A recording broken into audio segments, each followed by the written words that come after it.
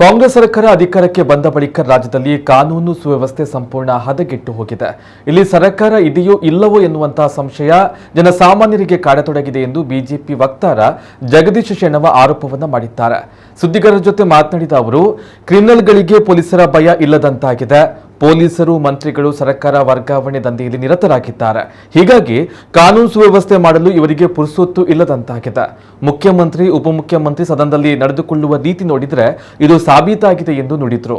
ಮಂಗಳೂರಿನಲ್ಲಿ ಮುಸ್ಲಿಂ ತರಕಾರಿ ವ್ಯಾಪಾರಿ ಹಿಂದೂ ನೌಕರರನ್ನ ಬೆಂಕಿ ಹಚ್ಚಿ ಸುಟ್ಟಿರುವುದು, ಬೆಂಗಳೂರಿನಲ್ಲಿ ಹಾಡು ಹಗಲೇ ಡಬಲ್ ಮರ್ಡರ್ ಆಗಿರುವುದು, ಮೈಸೂರಿನಲ್ಲಿ ಯುವ ಹಿಂದೂ ಕಾರ್ಯಕರ್ತನನ್ನ ಕೊಲೆ ಮಾಡಿರುವುದು, ಇದೀಗ ಚಿಕ್ಕೋಡಿಯಲ್ಲಿ ಸರ್ವಸಂಗತಿಯಾಗಿ ಜೈನ ಮುನಿಯನ್ನ ಬರ್ಬರ ಹತ್ಯೆ ಮಾಡಲಾಗಿರುವುದು ಪೊಲೀಸರ ವೈಫಲ್ಯವನ್ನು ತೋರಿಸಿದೆ.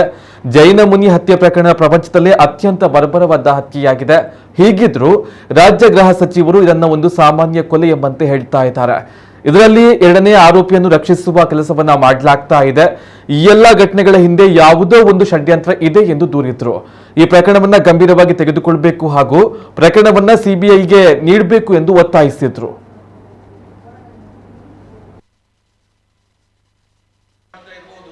ಆದ್ದರಿಂದ ನಾವು ಹೇಳುದು, ಜೈನ ಮುನಿ ಸರ್ಕಾರ ಬಂದ ನಂತರ ಈ ರಾಜ್ಯದಲ್ಲಿ ಕಾನೂನು ಸುವ್ಯವಸ್ಥೆ ಸಂಪೂರ್ಣವಾಗಿ ಹದಗೆಟ್ಟಿದೆ.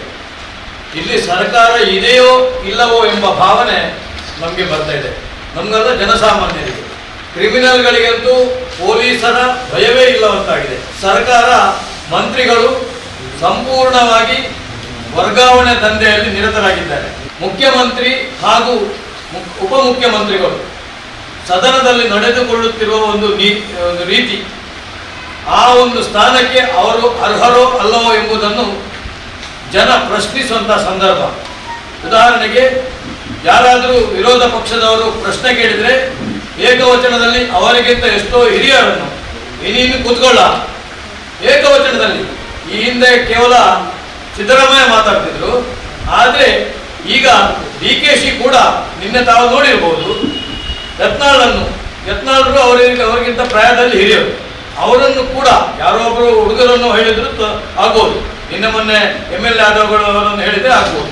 ಆದರೆ ತನ್ನಕ್ಕಿಂತ ಪ್ರಾಯದಲ್ಲಿ ಎಷ್ಟೋ ಹಿರಿಯರು, ಕೇಂದ್ರದಲ್ಲಿ ಮಂತ್ರಿ ಆಗಿದ್ದವರನ್ನು ಕೂಡ ಇವರು ಏಕವಚನದಲ್ಲಿ ಕರೆಯುವುದಂದ್ರೆ ಜನ ಇವರಿಗೆ ಉತ್ತರ ಕೊಡಬೇಕಾಗ್ತದೆ. ಈಗ ಕಾನೂನು ಅವ್ಯವಸ್ಥೆಗೆ ಕೆಲವು ಉದಾಹರಣೆಗಳನ್ನು ಕೊಡಬಹುದು. ಮಂಗಳೂರಿನಲ್ಲಿ ನಡೆದ ಒಂದು ಘಟನೆ, ಒಬ್ಬ ತರಕಾರಿ ವ್ಯಾಪಾರಿ, ಮುಸ್ಲಿಂ ತರಕಾರಿ ವ್ಯಾಪಾರಿ ತನ್ನ ಬಳಿ ಇದ್ದ ಒಬ್ಬ ಹಿಂದೂ ನೌಕರರನ್ನು ಕೊಂದು ಸುಟ್ಟ ಘಟನೆ ನಿನ್ನೆ ಹಚ್ಚಹಗಲಲ್ಲಿ ಬೆಂಗಳೂರಿನಲ್ಲಿ ಅಂತ ಒಂದು ಸಿಟಿಯಲ್ಲಿ ಡಬಲ್ ಮರ್ಡರ್ ಆಗ್ತದೆ. ಮೊನ್ನೆ ಮೈಸೂರಿನಲ್ಲಿ ಒಬ್ಬ ಯುವ ಬ್ರಿಗೇಡ್ ಕಾರ್ಯಕರ್ತನ ಕೊಲೆ ಆಗ್ತದೆ. ಕೇವಲ ಅವ ಏನು ಹನುಮ ಜಯಂತಿಗೋಸ್ಕರ ಎದುರು ಕೆಲಸ ಮಾಡಿದಂತ ಒಂದು ನೆಪ ಇಟ್ಟುಕೊಂಡು ಅವನ ಮರ್ಡರ್ ಆಗ್ತದೆ. ಇವೆಲ್ಲಕ್ಕಿಂತಲೂ ಮಿಗಿಲಾಗಿ ಪ್ರಪಂಚದಲ್ಲಿ ನಡೆದ ಪ್ರಥಮ ಘಟನೆ, ಒಬ್ಬ ಚಿಕ್ಕೋಡಿಯಲ್ಲಿ ಒಬ್ಬ ಜೈನ ಮುನಿಯ ಬರ್ಬರ ಹತ್ಯೆ.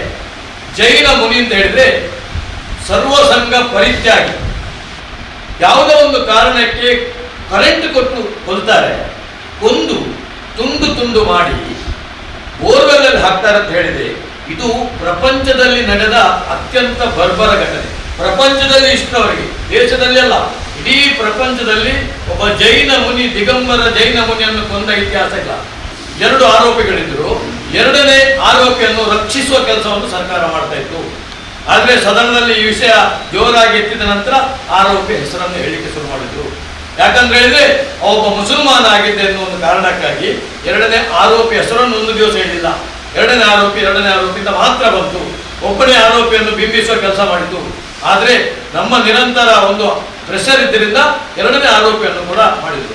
ಈ ಕೃತ್ಯವನ್ನು ಖಂಡಿತವಾಗಿ ಇದರಲ್ಲಿ ಯಾರೆಲ್ಲ ಇನ್ವಾಲ್ವ್ ಆಗಿದ್ದಾರೆ, ಇದರಲ್ಲಿ ಯಾರ್ದೆಲ್ಲ ಪಾತ್ರ ಇದೆ, ಯಾರ್ದು ಷಡ್ಯಂತ್ರ ಇದೆ, ನಾವು ಹೇಳುದು ರಾಜ್ಯ ಸರ್ಕಾರ ಇವರನ್ನು ಮುಚ್ಚಿಡ್ಲಿಕ್ಕೆ ಪ್ರಯತ್ನ ಮಾಡ್ತಾ ಇತ್ತು. ಆದ್ರಿಂದ ಇದನ್ನು CBIಗೆ ಕೊಡಬೇಕು ಅಂತ ದಕ್ಷಿಣ ಕನ್ನಡ ಜಿಲ್ಲಾ ಬಿಜೆಪಿ ಒತ್ತಾಯ ಮಾಡ್ತಾ ಇದೆ.